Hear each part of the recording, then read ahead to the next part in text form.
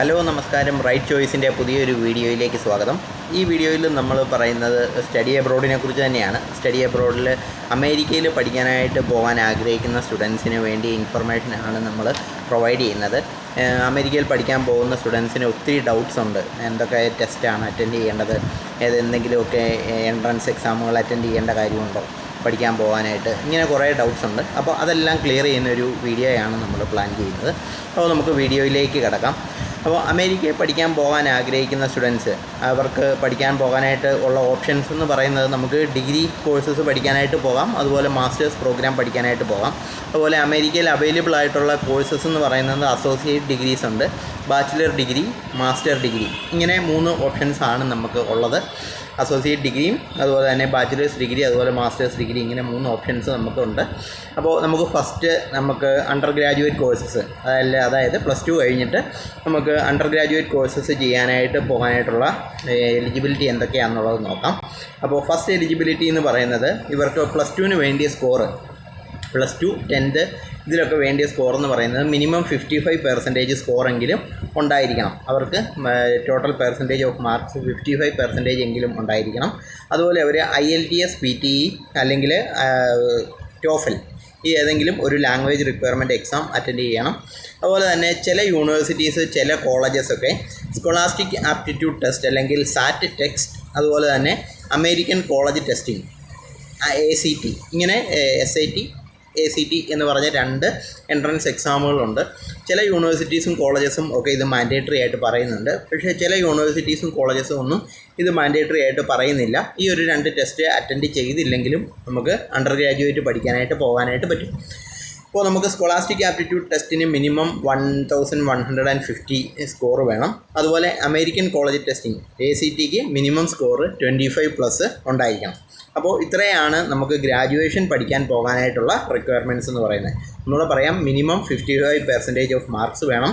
Language റിക്വയർമെൻറ്റ്സിന് ആവശ്യമുള്ള IELTS അല്ലെങ്കിൽ PTE അല്ലെങ്കിൽ TOEFL ഈ എക്സാമിൽ ഏതെങ്കിലും ഒന്ന് അറ്റൻഡ് ചെയ്ത് പാസ്സായിട്ട് ഉണ്ടായിരിക്കണം. പിന്നെ ചില യൂണിവേഴ്സിറ്റീസ്, കോളേജസ് സാറ്റ് എക്സാം അല്ലെങ്കിൽ ACT ഈ 2 എക്സാം മസ്റ്റായിട്ടും അറ്റൻഡ് ചെയ്യണമെന്നുള്ളത് പറയുന്നുണ്ട്. അപ്പോൾ ഇതാണ് നമുക്ക് ഡിഗ്രി പഠിക്കാനായിട്ട് പോകാനായിട്ട് അല്ലെങ്കിൽ അണ്ടർ ഗ്രാജുവേറ്റ് പ്രോഗ്രാംസ് പഠിക്കാനായിട്ട് പോകാനായിട്ടുള്ള മിനിമം റിക്വയർമെൻറ്റ്സ് എന്ന് പറയുന്നത്. അടുത്തത് പറയുന്നത് നമ്മൾ മാസ്റ്റേഴ്സ് പ്രോഗ്രാം പഠിക്കാൻ പോകാനായിട്ടുള്ള റിക്വയർമെൻറ്റ്സ് ആണ്. മാസ്റ്റേഴ്സ് പഠിക്കാൻ പോകണമെങ്കിൽ നമുക്ക് ഡിഗ്രിക്ക് മിനിമം 65% എങ്കിലും സ്കോർ ഉണ്ടായിരിക്കണം. മിനിമം 65% സ്കോർ ഉണ്ടായിരിക്കണം.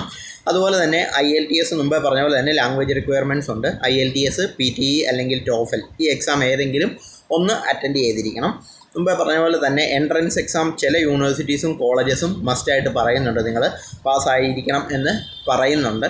ആ 2 എൻട്രൻസ് എക്സാം എന്ന് പറയുന്നത്, ഒന്ന് ഗ്രാജുവേറ്റ് റെക്കോർഡ് എക്സാമിനേഷൻ GRE, അല്ലെ രണ്ടാമത്തേത് ഗ്രാജുവേറ്റ് മാനേജ്മെൻറ്റ് അഡ്മിഷൻ GMAT. അപ്പോൾ GMAT അഡ്മിഷൻസ് കൂടുതലും വരുന്നത്, GMAT എക്സാംസ് കൂടുതലും ആപ്ലിക്കബിൾ ആയിട്ട് വരുന്ന മാനേജ്മെൻറ്റ് പ്രോഗ്രാംസ് ചെയ്യാനായിട്ട് പോകുന്ന സ്റ്റുഡൻസിനാണ് GMAT.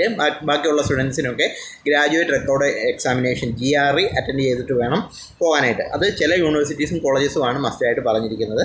അപ്പോൾ GREക്ക് വേണ്ടിയ സ്കോർ എന്ന് പറയുന്നത് മിനിമം 290 to 300 സ്കോറെങ്കിലും നമ്മൾ സ്കോർ ചെയ്തിരിക്കണം. അടുത്തത് GMATന് മിനിമം 550 സ്കോറെങ്കിലും ഉണ്ടായിരിക്കണം. ഇനി GRE ഗ്രാജുവേറ്റ് റെക്കോർഡ് എക്സാമിനേഷന് വരുന്ന ടോപ്പിക്സുകൾ എന്തൊക്കെയാണെന്ന് ചോദിച്ചു കഴിഞ്ഞാൽ, analytical writing, verbal reasoning, quantitative reasoning, ഇങ്ങനെ 3 ടൈപ്പ് ഓഫ് ക്വസ്റ്റ്യൻസ് ആയിരിക്കും GRE ഗ്രാജുവേറ്റ് റെക്കോർഡ് എക്സാമിനേഷനകത്ത് ഉണ്ടായിരിക്കുന്നത്. അടുത്തത് GMATനകത്ത് വരുന്നത് verbal reasoning, quantitative reasoning, data insights, ഇങ്ങനെയുള്ള ടൈപ്പ് ഓഫ് ക്വസ്റ്റ്യൻസ് ആയിരിക്കും GMATനകത്ത് വരുന്നത്. അടുത്തതായിട്ട് നമുക്ക് അമേരിക്കയിൽ പഠിക്കാൻ പോകാനായിട്ട് നമുക്ക് ഫണ്ട് കാണിക്കണം. അതായത് അവരുടെ ഫീസിൻ്റെയും അതുപോലെ തന്നെ അവരുടെ അവിടെയുള്ള ലിവിങ് എക്സ്പെൻസ് നമ്മൾ എങ്ങനെ മീറ്റ് ചെയ്യും എന്നുള്ളത് കാണിക്കണം. അപ്പോൾ അതിന് അക്സെപ്റ്റബിൾ ആയിട്ടുള്ള ഫണ്ടെന്ന് പറയുന്നത് നമ്മുടെ പ്രൊവിഡൻറ്റ് ഫണ്ട് ഒക്കെ ആക്സെപ്റ്റ് ചെയ്യും. അതുപോലെ തന്നെ പോസ്റ്റ് ഓഫീസിൽ എന്തെങ്കിലും ഫണ്ട് ഉണ്ടെങ്കിൽ അത് അക്സെപ്റ്റ് ചെയ്യും. ഫിക്സഡ് ഡെപ്പോസിറ്റ്സ് അക്സെപ്റ്റ് ചെയ്യും. സേവിങ്സിൽ എന്തെങ്കിലും പൈസ ഉണ്ടെങ്കിൽ അത് അക്സെപ്റ്റ് ചെയ്യും. അതുപോലെ തന്നെ എഡ്യൂക്കേഷൻ ലോൺ അക്സെപ്റ്റ് ചെയ്യും. പിന്നെ നമ്മൾ ഈ ഫണ്ട് ആരുടെ അക്കൗണ്ടിൽ കാണിക്കണം എന്നുള്ളതുണ്ട്. അത് സ്പോൺസേഴ്സ് പേരൻ്റ് ആയിരിക്കണം എന്ന് പറയുന്നുണ്ട്. ആ പേരൻസിൻ്റെ PFലോ അല്ലെങ്കിൽ സേവിങ്സിലോ FDയിലോ ഒക്കെയുള്ള ഫണ്ട് യൂണിവേഴ്സിറ്റീസ് അല്ലെങ്കിൽ കോളേജസ് അക്സെപ്റ്റ് ചെയ്യും. അപ്പോൾ ഇത്രയാണ് ബേസിക് ആയിട്ടുള്ള റിക്വയർമെൻറ്റ്സ് വരുന്നത്. അടുത്തത് നമുക്ക് വരുന്നത്, ഇവിടെ പഠിക്കാൻ പോയി കഴിഞ്ഞ് കഴിഞ്ഞാൽ പാർട്ട് ടൈം വർക്ക് ചെയ്യാനായിട്ട് പറ്റുമോ? പാർട്ട് ടൈം വർക്ക് തീർച്ചയായിട്ടും ചെയ്യാനായിട്ട് പറ്റും. ആഴ്ചയിൽ 20 മണിക്കൂർ വരെ വർക്ക് ചെയ്യാനായിട്ടുള്ള റൈറ്റ്സ് ഇൻ്റർനാഷണൽ സ്റ്റുഡൻസിന് അമേരിക്ക കൊടുക്കുന്നുണ്ട്. അപ്പോൾ ഇവിടെയുള്ള ഏറ്റവും വലിയൊരു പ്രത്യേകത എന്ന് പറയുന്നത് നമുക്ക് ഓൺ ക്യാമ്പസിൽ ചില വർക്ക് കിട്ടാനായിട്ട് ചാൻസ് കൂടുതലാണ്. ഓൺ ക്യാമ്പസിൽ തന്നെ അവരുടെ ക്യാൻറ്റീനിൽ, ഫുഡ് സർവീസിൽ, അല്ലെങ്കിൽ ക്ലീനിങ്ങിൽ, അല്ലെങ്കിൽ ലൈബ്രറിയനെ അസിസ്റ്റ് ചെയ്യാനായിട്ട്, അതുപോലെ ടീച്ചേഴ്സിനെ അസിസ്റ്റ് ചെയ്യാനായിട്ട്, ഇങ്ങനെ ക്യാമ്പസിനകത്ത് തന്നെ വർക്ക് കിട്ടാനായിട്ടുള്ള ചാൻസ് കൂടുതലുണ്ട്. അപ്പോൾ ഓൺ ക്യാമ്പസ് ഡ്യൂട്ടീസ് കിട്ടും, അല്ലെങ്കിൽ ഓൺ ക്യാമ്പസ് വർക്ക് കിട്ടും. അതുപോലെ തന്നെ ഓഫ് ക്യാമ്പസും ഇവർക്ക് ചെയ്യാം.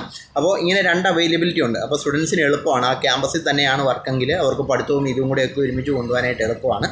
അപ്പോൾ ആഴ്ചയിൽ പഠിത്തമുള്ള സമയങ്ങളിൽ ആഴ്ചയിൽ 20 മണിക്കൂർ വരെ വർക്ക് ചെയ്യാം. പഠിത്തമില്ലാത്ത സമയത്ത് ആഴ്ചയിൽ 40 മണിക്കൂർ സാധാരണ ആൾക്കാർ വർക്ക് ചെയ്യുന്ന പോലെ അവധിയുള്ള സമയങ്ങളിൽ 40 മണിക്കൂർ വർക്ക് ചെയ്യാനായിട്ടുള്ള ഓപ്ഷൻസ് സ്റ്റുഡൻസിന് അമേരിക്ക പ്രൊവൈഡ് ചെയ്യുന്നുണ്ട്. അപ്പോൾ ഇത്രയാണ് പഠിത്തത്തിനെ സംബന്ധിച്ചിട്ടുള്ള ബേസിക് റിക്വയർമെൻറ്റ്സ്. നമ്മുടെ അടുത്ത വീഡിയോയിൽ അമേരിക്കയിൽ ഏത് കോഴ്സ് ആണ് നന്നായിട്ട് ചെയ്യാൻ പറ്റുന്നത്, അതിൻ്റെ ഫീസിൻ്റെ റിക്വയർമെൻറ്റ്സ്, ലിവിങ് എക്സ്പെൻസ് എത്രയാണ്, ഈ കാര്യങ്ങളെല്ലാം അടുത്ത വീഡിയോയിൽ നമ്മൾ എക്സ്പ്ലെയിൻ ചെയ്ത് പറയും. അപ്പോൾ ഇപ്പോൾ നമ്മൾ എക്സ്പ്ലെയിൻ ചെയ്തത് ജസ്റ്റ് ബേസിക് റിക്വയർമെൻറ്റ്സ് മാത്രമാണ്. ഒന്ന് കൺക്ലൂഡ് ചെയ്ത് പറയാം. അണ്ടർ ഗ്രാജുവേറ്റ്സ് പഠിക്കാൻ പോകുന്ന സ്റ്റുഡൻസ് ആണെങ്കിൽ മിനിമം നമുക്ക് സ്കോർ വേണ്ടിയത് 55% സ്കോർ +2 ഉണ്ടായിരിക്കണം. അതുപോലെ തന്നെ ലാംഗ്വേജ് റിക്വയർമെൻറ്റ്സിന് ആവശ്യമായിട്ടുള്ള IELTS അല്ലെങ്കിൽ PTE, TOEFL എക്സാം അറ്റൻഡ് ചെയ്ത് പാസ്സാകണം.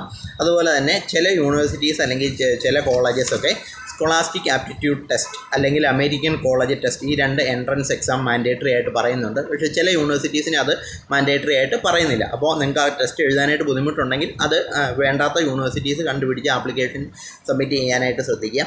അതുപോലെ തന്നെ മാസ്റ്റേഴ്സാണ് നിങ്ങൾ ചെയ്യാൻ പോകുന്നതെങ്കിൽ ഗ്രാജുവേഷന് മിനിമം, ഗ്രാജുവേഷനല്ല, ഡിഗ്രിക്ക് മിനിമം 65% സ്കോർ ഉണ്ടായിരിക്കണം.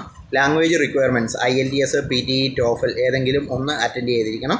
പിന്നെ ചില യൂണിവേഴ്സിറ്റീസും കോളേജസും GRE ഗ്രാജുവേറ്റ് റെക്കോർഡ് എക്സാമിനേഷനും അതുപോലെ തന്നെ GMAT ഗ്രാജുവേറ്റ് മാനേജ്മെൻറ്റ് അഡ്മിഷൻ എന്ന് പറഞ്ഞ എൻട്രൻസ് എക്സാമുകൾ മാൻഡേറ്ററി ആയിട്ട് പറയുന്നുണ്ട്.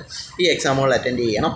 അതുപോലെ തന്നെ നമുക്ക് പഠിക്കാനായിട്ട് ആവശ്യമായിട്ടുള്ള ഫണ്ട് നമ്മുടെ കയ്യിലുണ്ടെന്നുള്ളത് പ്രൂവ് ചെയ്യണം. ആ ഫണ്ട് പ്രൂവ് ചെയ്യാനായിട്ട് കാണിക്കാൻ പറ്റുന്ന ഫണ്ട്സ് എന്ന് പറയുന്നത് പ്രൊവിഡൻറ്റ് ഫണ്ട്, പോസ്റ്റ് ഓഫീസിലുള്ള ഫണ്ട്, സേവിങ്സ്, ഫിക്സഡ് ഡെപ്പോസിറ്റ്, പേരൻസിൻ്റെ പേരിലുള്ള ഈ പറയുന്ന ഡോക്യുമെൻറ്റ്സ് ഒക്കെ നമുക്ക് സബ്മിറ്റ് ചെയ്യാം ഫണ്ട് പ്രൂവ് ചെയ്യാനായിട്ട്.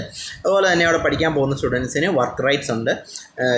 വീക്ക്ലി 20 hours വർക്ക് ചെയ്യാം. ഓൺ ക്യാമ്പസ് വർക്ക്സ് കിട്ടാനായിട്ട് ചാൻസ് ഉണ്ട്. അതുപോലെ തന്നെ ഓഫ് ക്യാമ്പസ് വർക്ക് ചെയ്യാം.